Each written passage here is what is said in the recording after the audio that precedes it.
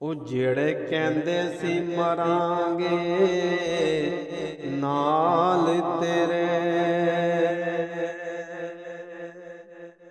ਅੱਜ ਉਹਨਾਂ ਵੀ ਬਾਜ਼ੀਆਂ ਹਾਰੀਆਂ ਨੀ। ਜਿਹੜੇ ਤਰਸਦੇ ਸਨ ਨੈਣ ਦਿਨੇ ਰਾਤੀ, ਅੱਜ ਉਹਨਾਂ ਵੀ ਢੋ ਲਈਆਂ ਬਾਰੀਆਂ ਨੀ।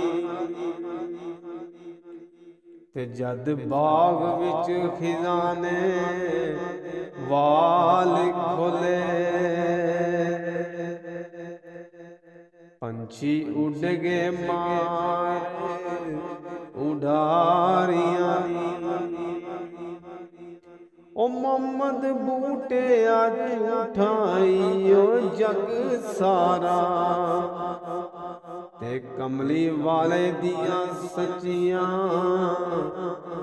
ਯਾਰੀਆਂ